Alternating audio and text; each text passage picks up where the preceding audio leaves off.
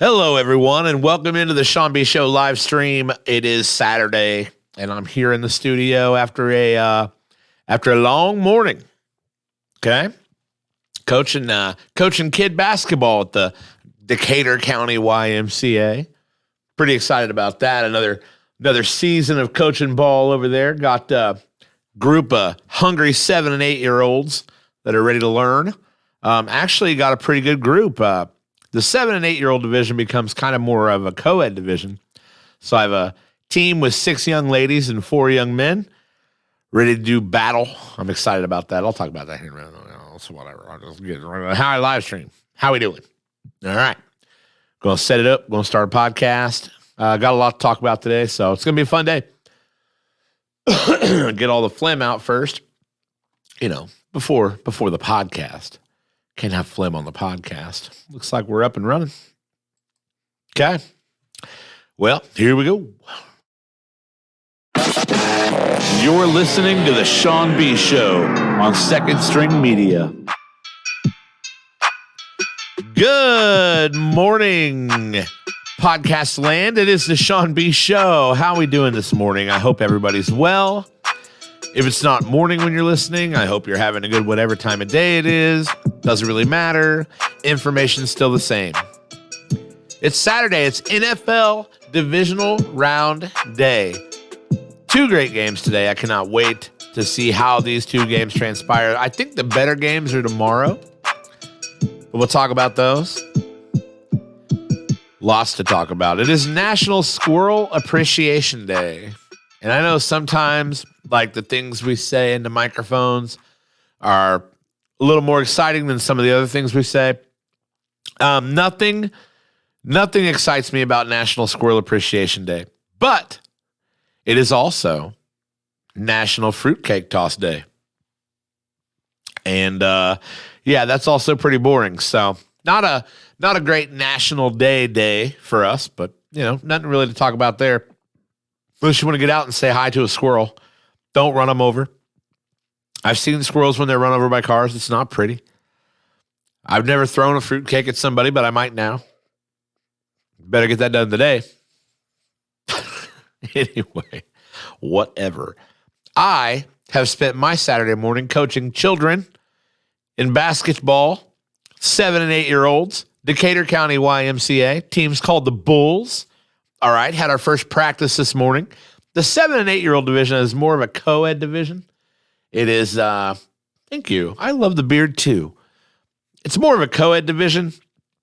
I've got 6 young ladies and 4 young men ready to do battle.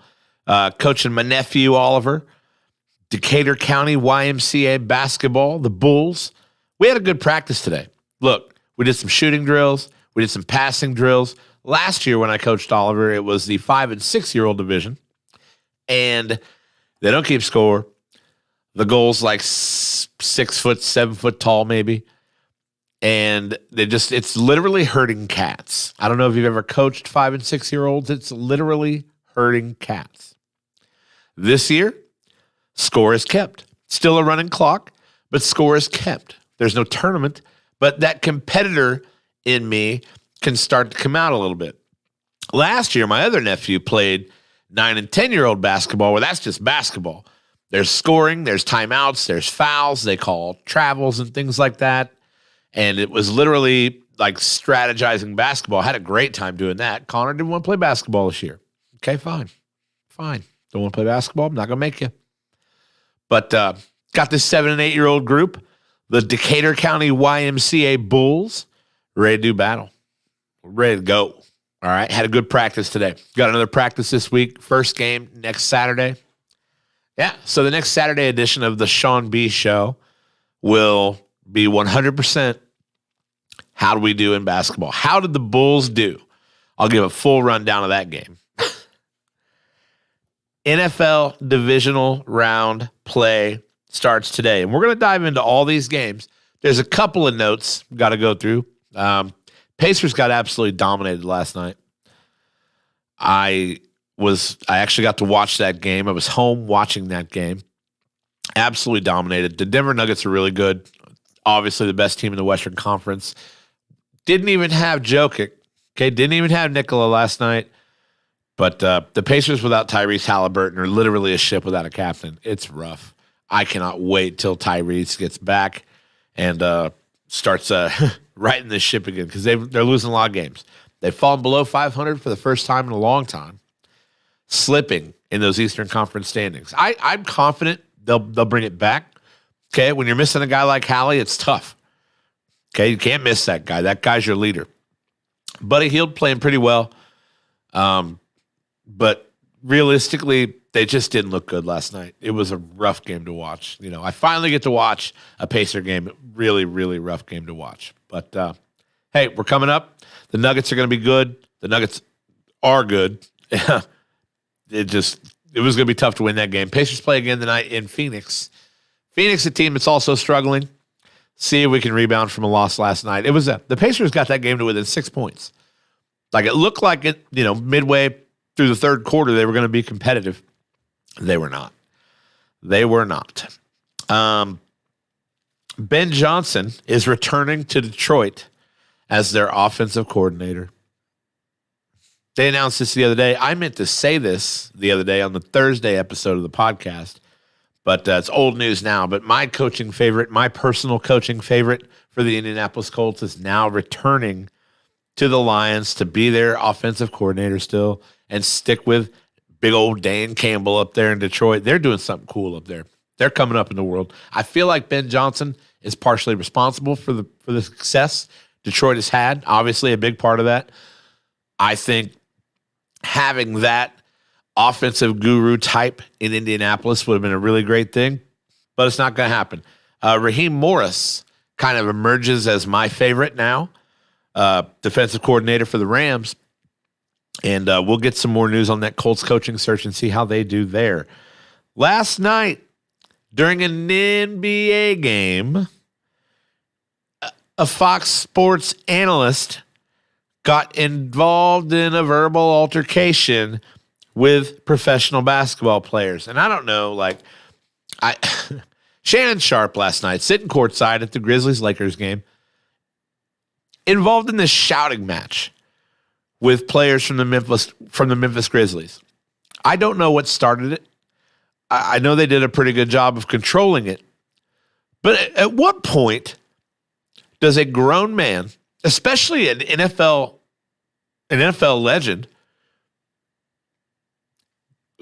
what point do you have to get to where you're in a screaming match with guys that are 30 years younger than you, that are playing, like, you understand, like, this is a guy, Shannon Sharp, who understands the fans. And I, again, don't know what started it.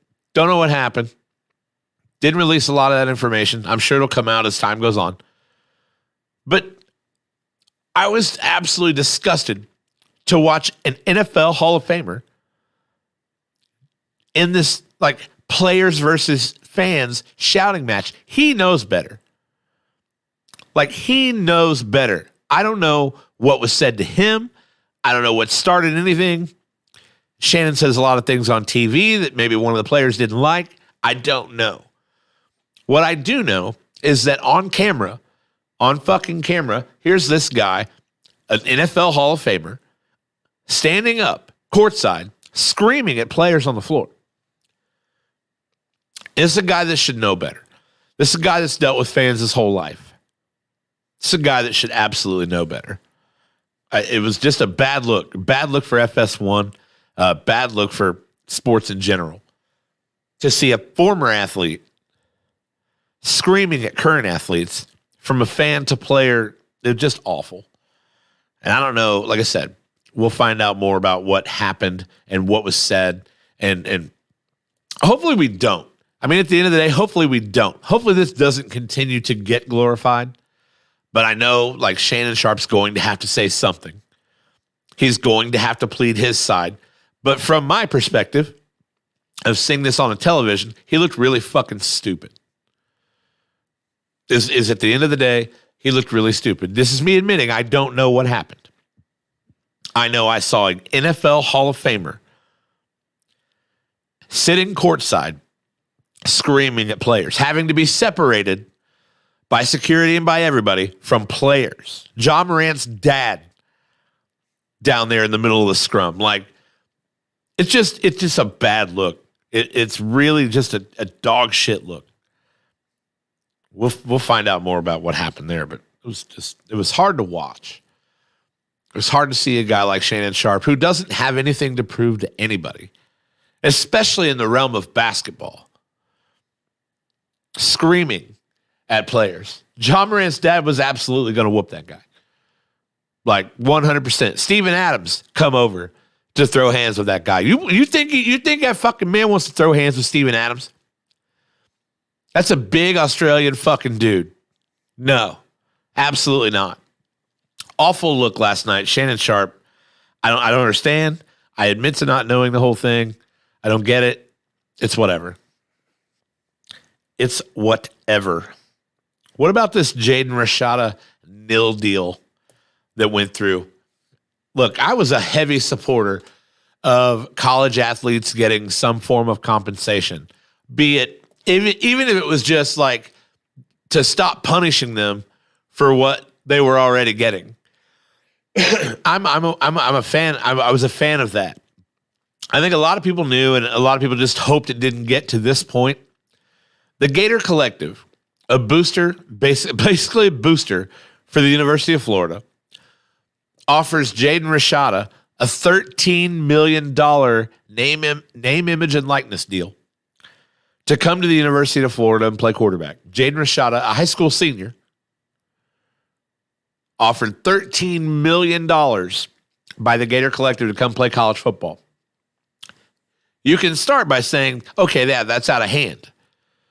But you knew the avenues for this kind of stuff were opened up. The problem is, $13 million, like, sometimes I understand the hype, and I understand, like, giving some athletes some push to come one way or the other. I understand it from a business perspective. I always say that professional athletes are, in fact, not overpaid, because here's a company who dedicates their entire existence to paying professional athletes. They're making money on these deals. They're making money on this person. At what point did the Gator Collective think that $13 million was ever going to be like a deal that they could make money on for this? I mean, incoming freshman, quarterback at the University of Florida. The University of Florida typically doesn't have problems recruiting good football players. So you got to think he's not just a shoe-in to get the damn job his freshman year anyway. But at what point are we out of control with the nil deals? $13 fucking million for a high school senior to commit to come play for Florida. Now, the deal fell through. So there's no $13 million deal. The Gator Collective basically looks like dog shit. And Jaden Rashada, because the deal fell through, requests to be released from his national letter of intent, which Florida did today. They released him from that national letter of intent, his commitment to play football at Florida. It's a mess. Like, this is a mess. When I first started hearing about these name, image, and likeness deals, I'll say this correctly at some point. When I start hearing about these, I thought to myself, okay, so we're going to stop punishing kids for taking fucking Hummers. We're going to stop punishing kids for taking apartments for their families. We're going to go ahead and let these kids accept this compensation. What I didn't know, and there are people that knew this was the way this was going to go. It was just beyond my realm of thinking. You've got these boosters that have always been active. Look, this stuff has always been going on. But $13 million? This kid signs, and it goes through or falls through. He decommits from Florida. Now Washington University is the favorite to land him. He's not even the number one quarterback in the class. There's a lot of other quarterbacks that are what this does, and we've learned this in pro sports. Like, for example, Deshaun Watson's contract is fully guaranteed, whole lot of fucking $1 million. So now what does Lamar Jackson want? A fully guaranteed contract. What does everybody want? A fully guaranteed contract. This kid gets offered $13 million. Now every other high school football player in the country is wide-eyed thinking, okay, his deal fell through. But here's a precedent. Whether the deal went through or not, it's a precedent. It's a place to say, how close can we get to this? How close can we do this? And then you've got an outside agency, the Gator Collective, not affiliated with the University of Florida, just a booster, basically a booster. Like how many other outside agencies, like this kid has a contract with this agency or this organization or whatever you want to call it, not the school. I mean, they have a letter of intent from the school, but I mean, what is that really? Like, this is no longer, and I've always thought this is no longer about academics at all. Like, and to be fair, like football programs build schools. Basketball programs build schools. This is where the money comes from. They build schools. Schools have academic resources because of money brought in from sports and alumni and donors and all kinds of other stuff like that. Of course, you know, the cost of admission, the cost of getting a fucking meal, you know, all that goes into this pot that the school's building. But I promise you, the big sports, your basketball, your football, those are paying the school's way. That's where this income, this revenue is coming from for all these upgrades, for all these things that are happening at the school. That money to be shared with the athletes, I believe, was the purpose of these deals. To look at these athletes and say, hey, you're doing this. You're out here on the front lines making this money. You're entitled to some of that. Fair enough. But like I said, why did it have to go any further than just stop punishing these kids for charging people for their autograph?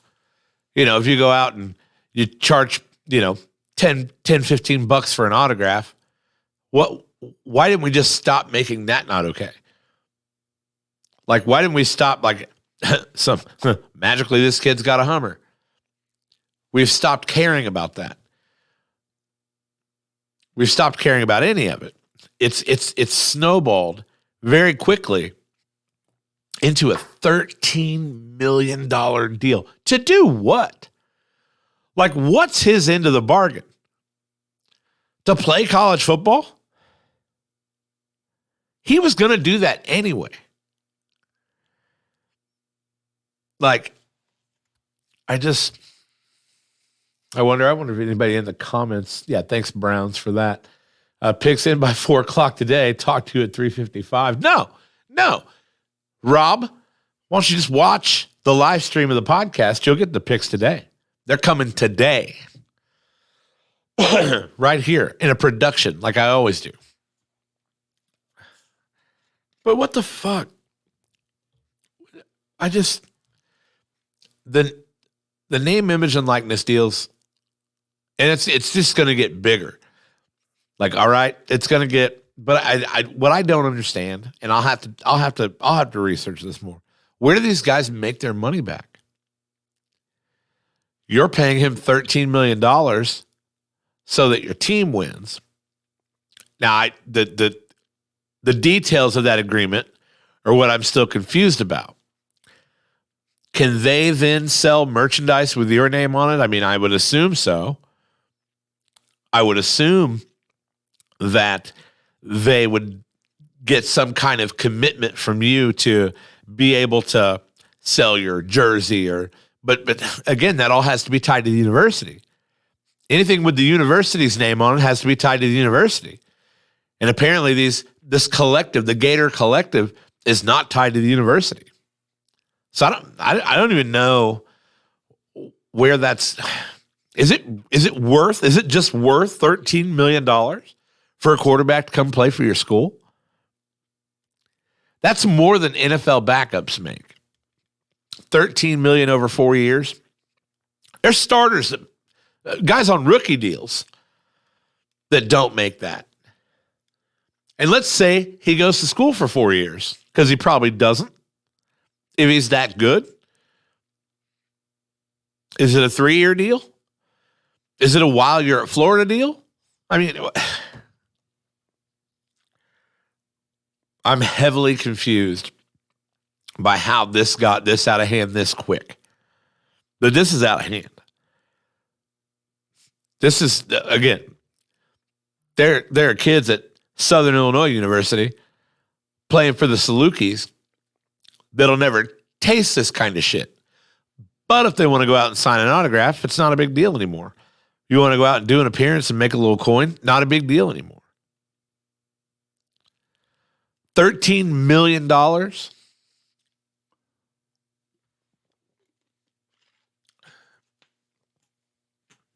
going to tell you guys something right now. A little tip from your Uncle Sean B. This Zero Sugar Big Red is the shit. It's the shit. I promise you. Zero Sugar Big Red. It's the shit. That should be a commercial. Like, that should be their tagline. I can't create my own tagline for a sign-off, but Zero Sugar Big Red. It's the shit. Because it is. Tastes eerily similar to Big Red. It's almost as good as Dr. Pepper Zero Sugar, which is also the shit. I don't think they can share taglines, but Dr. Pepper Zero Sugar sodas in general. Like, I'm ready for them to come out and say how bad they are actually for you. They've got a lot of sodium in them. I'm looking for the artificial sweetener. You know, and I can't pronounce half the words in the ingredients. But, man, Zero Sugar, Coke Zero, very good. Cherry Coke Zero, very good. That's Zero Sugar sodas. Dr. Pepper Zero Sugar is number one. If you like Dr. Pepper, get a Dr. Pepper Zero Sugar. So good. Big Red Zero, number 2. Coke Zero, number 3. Cherry Coke Zero, number 4. Those are interchangeable. Wild Cherry Pepsi Zero, number 5. There's my top 5 of Zero Sugar sodas. And I love the Zero Sugar shit. I cannot wait for the study to come out and say, well, it's going to give you Alzheimer's. It's going to happen. We know that's happening. So we'll see. I don't know. I've made it to 41 on some very questionable decisions. So I'm sure something's going to go wrong here. The National Football League is taking its international series to 2023. Very excited about this. I love getting up early and watching these games. Last year, I got to watch the Munich game at 6 o'clock in the morning in Las Vegas. Great time. 2 games in Germany this year. 5 home teams have been announced.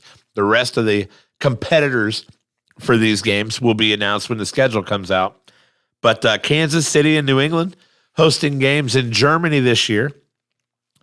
Jacksonville is back at Wembley like they are every year because they have a multi-year deal. Lots of Jacksonville fans over there in the UK. And then Buffalo and Tennessee will be at Tottenham Hotspur Stadium this year. So 3 games in London, 2 in Germany, 2 at Tottenham Hotspur, Jacksonville playing at Wembley. Wembley, an iconic stadium. I would love to go to an NFL game there. What we have between Buffalo, Tennessee, Jacksonville, Kansas City, and New England are 5 AFC teams, 2 of which are AFC South teams. Is there a chance this year that we will see the Colts in London? I would love to see it. I think the International Series is very cool. I'm a big fan of it. I like spreading football around the world. It's a very American thing to do, right? Like, here's what we like. We're going to go to the UK. We're going to sing our national anthem. By the way, it signifies that time we kicked your ass. But, you know, that's whatever. And we're going to take the sport that we call football and play it in a land where you call something completely different football. It's a very American thing to do. I just dropped my pen. Thankfully, I got another one right here. But I do like the international series. It's a lot of fun. The guys over there in the UK, the people over there, they get jacked for it. The NFL spreading around. Doesn't look like we got a Mexico game this year, though. No Mexico City game. That was a fun Monday night game in Mexico. Niners Cardinals this past year. Good time. This year, however, the 2022 season has whittled its way down to 4 games, 8 teams, 4 NFC, 4 AFC, 2 Saturday, 2 Sunday. This is going to be a good weekend of football, and it starts here in a little while, on NBC and Peacock. Okay? Jacksonville, Kansas City. Going to be a good game. Going to be a shootout. It's my pick. Okay? All these, my opinions. This is my pick. McCole Hardman out for the Chiefs. Trevor Lawrence questionable for the Jags with a toe. You think he's not playing? He's fucking playing, I promise you. Kansas City won the Week 10 meeting 27-17. Jacksonville 7-1 since that loss. I like Kansas City's odds over this number 27 ranked Jacksonville passing defense. I like that a lot. I do, however, also like Trevor Lawrence against this number 18 ranked Kansas City defense. I think this game's going to be a shootout. Big time shootout. Patrick Mahomes loves to go to Jerick McKinnon. So one of my props today, Jerick McKinnon over 34.5 receiving yards. Write that down. Jerick McKinnon over 34.5 receiving yards. The other prop for this game, I'm going with T-Law. I think the Jacksonville Jaguars are going to spend the majority of this game playing from behind, playing catch up. I think Kansas City's in a tier by themselves. I know for a fact Patrick Mahomes is in a tier by himself. Trevor Lawrence over 252.5 passing yards. 2 easy props to me. Jerick McKinnon averages 64 receiving yards a game. I don't know why that prop is 34.5. Don't care. McKinnon over 34.5 receiving yards. T-Law over 252.5 passing yards. This game, the line is shift to Jacksonville plus 9.5. Kansas City, 9.5 point favorites. Do they cover? I don't know. Look, I don't know. I do think they win. Kansas City, that is my pick. Roberto. Kansas City, that is my pick. Do they cover the 9.5? I don't know. I would like to say yes, I think they will. But I think this has got the makings to be a good football game, got the makings to be a shootout. Trevor Lawrence and the Jacksonville Jaguars have been red fucking hot ever since losing to Kansas City. 7-1 since Week 10. Going to be a good one today. 4:30 on NBC and Peacock. Kansas City Chiefs are my pick. But I can't sit here and say, will they cover the 9.5? Oh, I have to? Fine. My pick is Kansas City minus 9.5. Chiefs win. That's my pick on the money line. Don't bet the money line. There's no money in it. Chiefs cover the 9.5. That's my pick. You know what else happens today? At 8:15 p.m. on Fox, an NFC East showdown. 3 of the 4 remaining NFC teams, all from the same division, the New York Giants at the Philadelphia Eagles tonight, 8:15 on Fox. I don't know what the NFL was thinking, giving Philadelphia fans this much time to get hammered before a football game. That's what they do over in Philadelphia. They get hammered, they eat cheesesteaks, and they sing Fly, Eagles, Fly. That's all I know that Eagles fans do. And I think this game right here is not going to be close.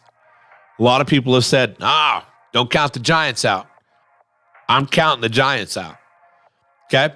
I've said this all year long. They've never been as good as their record. They've shown some bright spots. Okay? Daniel Jones took advantage of what he had to take advantage of last week to beat the Minnesota Vikings. The Vikings soft on the pass defense. Daniel Jones takes advantage of it, throws for 300 yards. That's not something that he regularly does. And that's not something he's going to do tonight against Philadelphia. Philadelphia, number 1 passing defense, number 8 scoring defense. Their chance against Philadelphia is running the football and controlling the tempo of this game.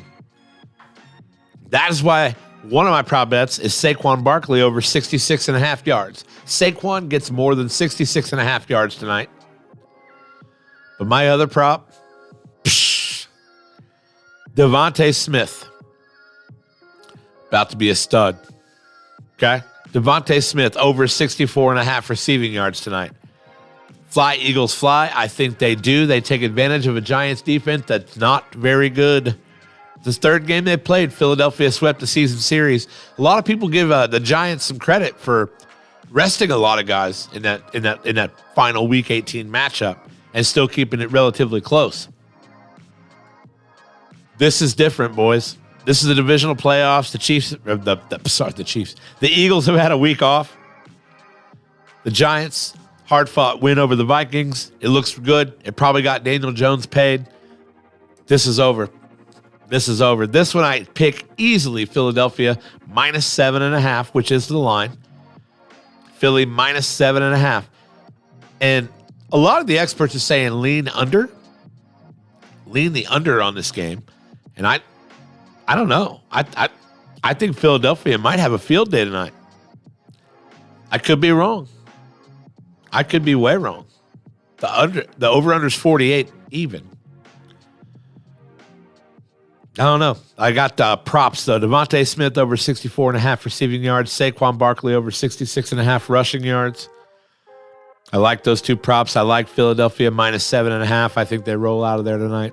I think that's the one that rolls. I think Jacksonville and Kansas City could possibly be closer than this Giants-Eagles game. I like it. Key injury, though, in that Philadelphia Eagles defensive backfield, Avonte Maddox is out. Giants pretty healthy. Eagles healthy otherwise. Couple of good games today. What about tomorrow's games? Tomorrow's games are fucking hot fire. Both of tomorrow's games are about to be absolute hot fire. The Niners and the Cowboys got this like old 90s, 80s, 90s rivalry that they're stewing back up here. Second year in a row they've met in the playoffs. Cincinnati and Buffalo. Man, I'll start with this game. It's tomorrow at 3 o'clock on CBS and Paramount Plus. Cincinnati is a 5.5-point dog. I want to know that this game can be close. I really do. And I think it will. I think Joe Burrow and the boys will find a way. But the reality is they're missing 3 offensive linemen. And that's just so hard to do. That's so hard to do. To miss that many offensive linemen. To miss those guys. You're talking communication. You're talking schemes. Buffalo's awfully good on defense. Buffalo, the number 3 scoring defense in the NFL. Their weakness, if you had to pick a weakness, is their secondary. So maybe you get Jamar Chase hot. Maybe you get Joe Burrow a little bit of time. He makes some things happen. What we know is Cincinnati doesn't run the ball well. Joe Mixon. Buffalo does defend the run well as well. So, Joey Burrow, you're going to have to do better than you did in that Ravens game. And you got 3 offensive linemen out. Could be rough, could be not. I don't know about this 5.5-point spread. I feel like this spread should be a little wider. I don't think they accounted for the offensive lineman being hurt. They accounted for Buffalo being at home. They accounted for the fact that on paper, Buffalo is a slightly better football team. But this is another one that has the potential to not get out of hand. I think Cincinnati's good enough to keep this game close, but I don't think there's any. Buffalo minus 5.5 is an easy pick for me. Bills don't really have any major injuries. DeMar Hamlin, obviously, on the IR. But, Burrow says he's not buying the underdog tag. And, he's a confident guy. I saw yesterday where he said he was mad that they were already selling tickets for a potential Chiefs-Bills AFC Championship game that'll happen down there in Atlanta. They have to do that. I don't know if he knows how the ticket sales works. They have to have that pre-sale because you don't have season ticket holders, right? That's not a factor. So you're just selling tickets for a game that a stadium that's hosting 2 out-of-market teams. So the season ticket holder thing, I don't know if they've given any leeway to season ticket holders, but that's asking a lot of people to travel a long way. They got that pre-sale going on in Atlanta at Mercedes-Benz Stadium for that potential Bills-Chiefs championship game. Joe Burrow upset by that. Look, if you got to find a motivator, find a motivator. Because the reality is, on paper in this game, you're behind, missing some linemen. Might not be pretty. I like Buffalo minus 5.5. I think that spread's way too small. Having said that, that's Joe Cool. Look, I'm not counting Joe Burrow out of anything. He's got a receiving core full of studs. But time to throw the football is going to be very important. And we saw where that was lacking a little bit against Baltimore. It's only going to be worse against Buffalo. I like Bills minus 5.5. You think Joe Burrow's going to end the Bills season? Chiefs-Bengals rematch in the AFC. I think Burrow's got the hill to climb. Look, as Colts fans, we've seen what happens when you're missing when your offensive line is struggling. I think you're going to see some offensive line struggles out of Cincinnati. I'm not saying they can't win, but if I had to go and pick, which I do, Buffalo minus 5.5. That's up there in Orchard Park. Okay. Props in this game. I like Josh Allen over 1.5 tuds. Josh Allen's going to throw for maybe 3, maybe 4 tuds tomorrow. Josh Allen over 1.5 tuds. Easy. For the Bengals side of it, Hayden Hurst over 33.5 receiving yards. That's what I like. Dallas and San Francisco. Sunday, 6:30 p.m. on Fox. I'm stoked about this game, dude. Because I know the Niners are good, right? They're a juggernaut. But you know they've got a guy who doesn't have a lot of experience in these situations playing quarterback. Now, Brock Purdy looked really good last week against the Seahawks. But if you remember week 18 against the Cardinals, he did not look good. In fact, he was not good at all. Maybe a little bit of I don't know, just not good at all. So we'll see what he does. Dallas gets to the passer very, very well. Micah Parsons, hungry. I like the Cowboys, man. I really like the Cowboys. I don't put too much stake in the fact that they basically rolled over Tampa Bay. Tampa Bay is not any good. The San Francisco 49ers are very good. They play very well on defense. They're going to have to find a way to exploit the passing game. San Francisco's one weak spot on defense is their secondary. And I'm not saying it's weak. I'm saying you're forced to pick a weak spot. You're not going to run on these guys. Now, I know you got Tony Pollard and Zeke Elliott, and they can get yards. They can roll over people. But San Francisco defends the run very well. Number 1 scoring defense.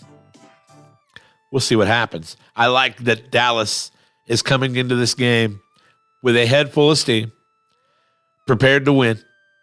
They seem excited. Dak seems like he's ready. Dak didn't turn the ball over against Tampa Bay. That's going to be huge in this game for him not to turn the ball over and make those mistakes. What I don't like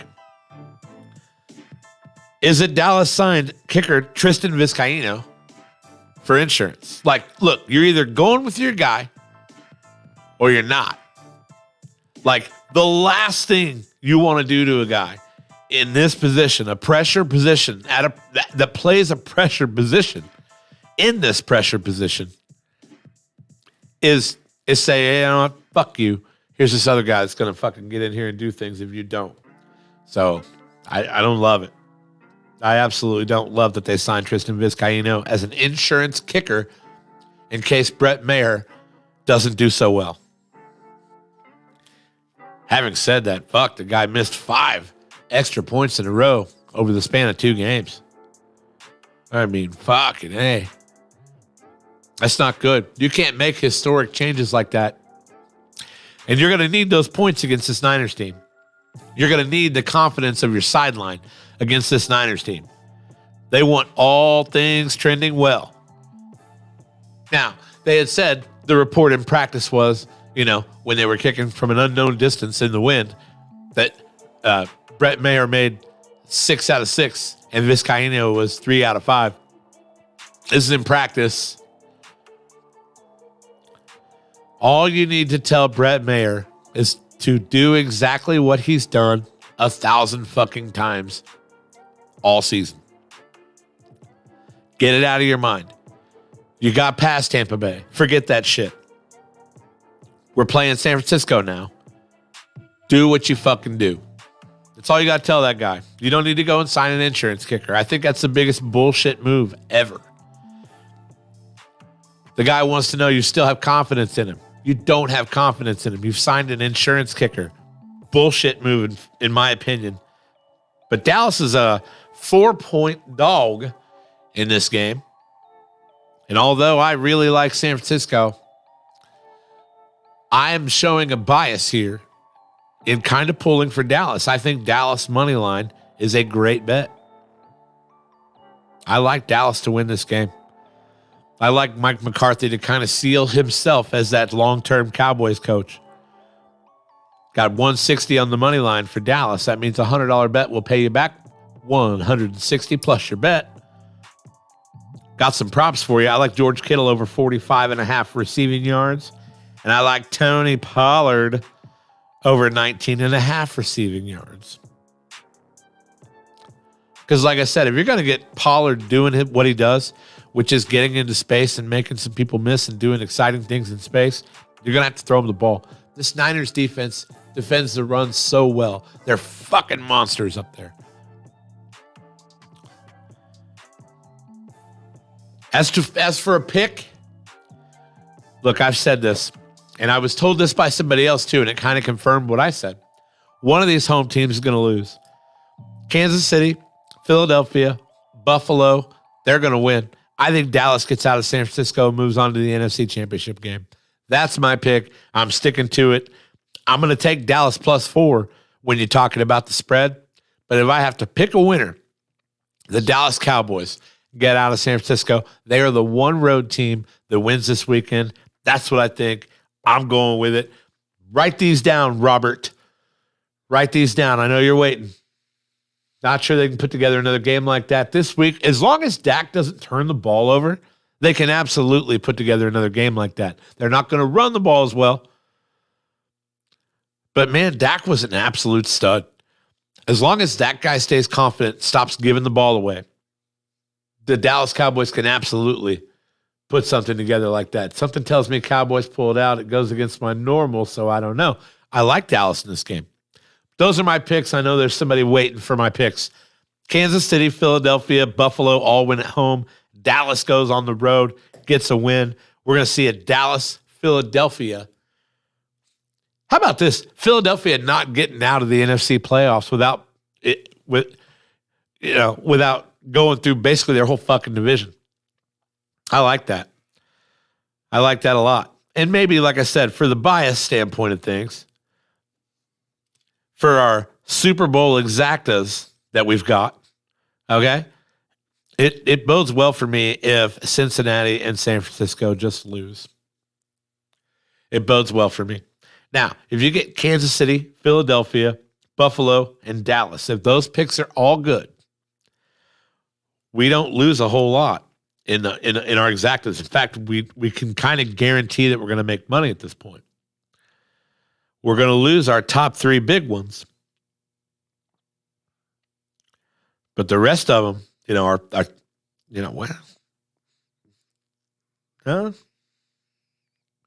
going to lose our biggest one, our plus 3,000.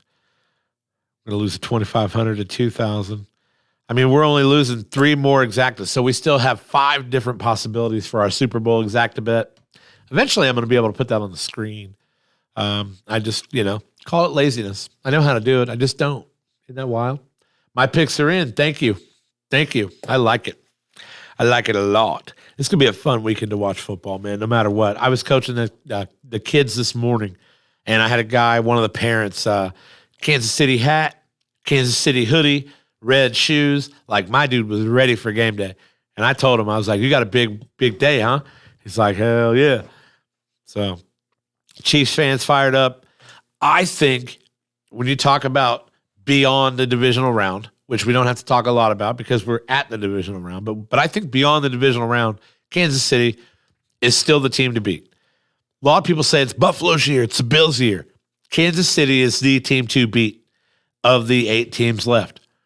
Like, and nobody wants to say that Patrick Mahomes is in a tier by himself, right? Because in the age of where things only last for 6 or 8 seconds, We're entertained by short videos. We're entertained by everything that plays into our short attention span, right? Patrick Mahomes to dominate for 15 years, like we're not interested in that, right? Like from the big picture standpoint, it's always who's the next guy, who's the next guy, who's the next guy. Mahomes had his moment.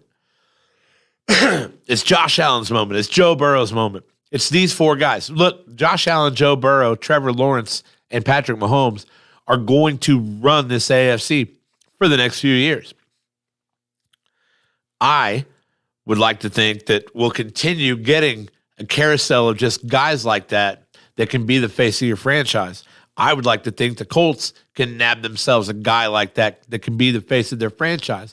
But I'll close by talking about we've had some Colts draft talk, and we'll talk more about the Colts draft kind of once that gets closer, obviously. But I still stick to the same thing that I said. Colts can trade that 4 pick or do whatever they want with it. I don't think they should go anywhere near drafting a quarterback in the first round. Anywhere near drafting a quarterback in the first round. I still am huge fan of Hendon Hooker out of Tennessee, guy you can probably get in the third round, maybe the second round if you get scared.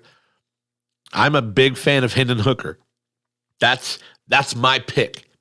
Okay, I'm Hendon Hooker in the draft. Maybe go get yourself a veteran, somebody for this guy to chill behind. Even if it's for half a season, even if it's for 4 weeks. Do kind of what the Bears did. The Bears had, oh God, who did Justin Fields sit behind? Andy Dalton. Justin Fields sat behind Andy Dalton, like, until it was just time for Andy Dalton to not play football in Chicago anymore. Like, that kind of situation. Like, get this guy some kind of tutelage, some kind of leadership.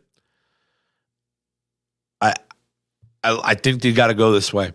I cannot stand the thought of drafting a guy like C.J. Stroud or trading up for a guy like Bryce Young. I cannot stand the thought of that because here are 2 tiny quarterbacks. I don't know. Obviously, I'm not in the draft room. I'd like to be, but I'm not. So we'll see what happens.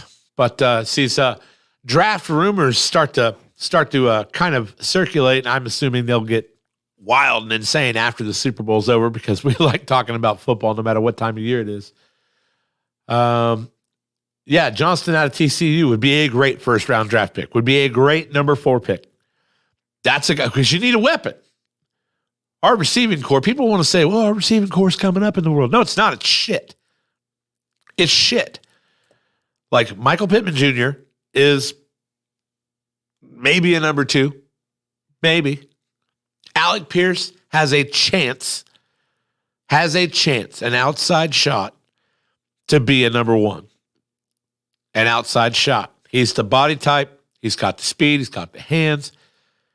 With a little bit of development, that guy can be a number 1. But 2 or 3 right now.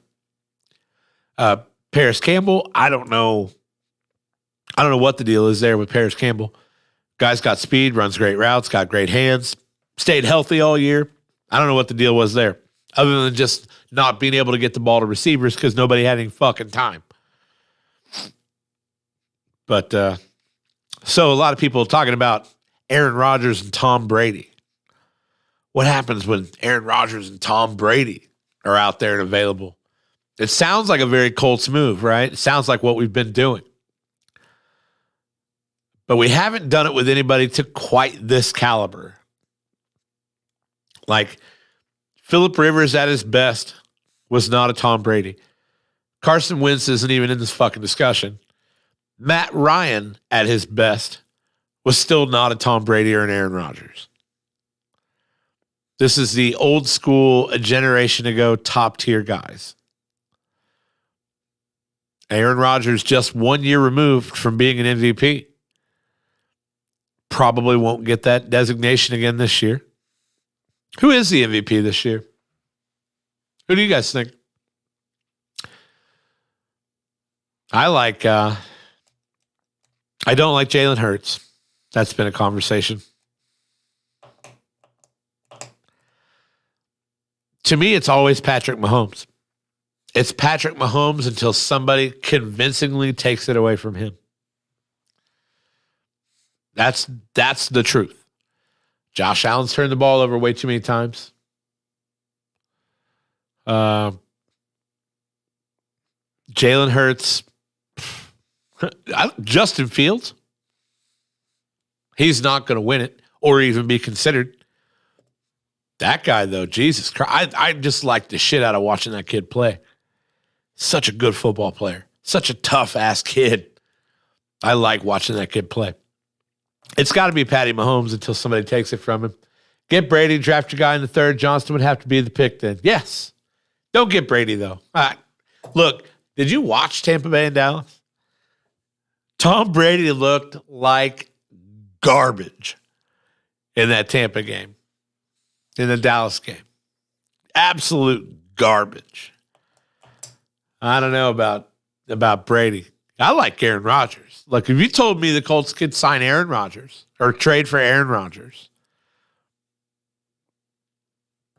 well, okay. What do you give up? What's Green Bay going to want? And again, nobody even knows that that's a possibility. Aaron has basically talked like he does every year, like he would entertain a move somewhere. Why the fuck would it be Indy? There's nothing in Indy to attract anybody. That's why we're not going to get a Sean Payton type coach. We're going to get a new coach. We're going to get a guy that's never coached before. We're going to do another Chuck Pagano, Frank Reich feeler. Hopefully they work out. He might need the warmth of inside the dome. I don't know, though. That dude has survived Lambeau for a long time. I don't know. Either way, I hope something cool happens, and I hope we do something to make some kind of splash. I don't want, it's a rebuild, sort of. It's like a half rebuild. Like, a lot of the pieces are there. Our defense is good enough to win. 100% good enough to win. They are. I don't know. No sense in talking about the Colts much longer right now. It's NFL divisional round. I'm excited. 4 great games, 2 today, 2 tomorrow. We'll talk again on Tuesday and hopefully have an exciting time kind of regrouping and reviewing this exciting week of football. I don't know. Guys, it's been the Sean B. Show. I want to talk about Edge Construction real quick. These guys are masters of the construction industry. They do so much for me and so much for these streams that we do in here. We appreciate them. If you need some constructing done, all right, some dirt work, some site development, get a hold of my man, Brian Jones, 812-343-3035. Tell him the Sean B. Show sent you. That's what's up.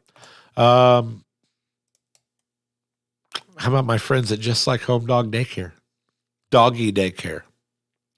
Yeah, that's right. You need some pet sitting done. Need your dogs to have a place to stay in the daytime. Maybe you need an overnight stay or a weekend stay, maybe an extended stay. They negotiate them all. Look, Just Like Home Doggy Daycare on Facebook or on the web at www.justlikehomedoggydaycare.com. You may have to be away, but for your pets, it'll be just like home. And also, if you're interested, I'm going to learn to speak real quick, and then I'm going to tell you about the Second String Media Store, okay? You want some Second String Media branded merchandise? Some Mind Snacks podcast branded merchandise, some Sean B. Show brand, Second String Media brand, maybe got some Burroughs Applesauce podcast stuff coming. Yeah. Grumblings, hearing rumors. We got all that stuff at the Second String Media Store, secondstringmedia.net. Go to the blue banner, tap Second String Media Store, and from there you will be taken to our spread shop where you can get all these custom designs. And we're going to start uploading more every day. All these designs. It's going to be great. Secondstringmedia.net. Tap on the blue banner. It says Second String Media Store. This has been the Sean B. Show. I'm Sean B. I'm getting the fuck out of here. You guys have a great rest of your day.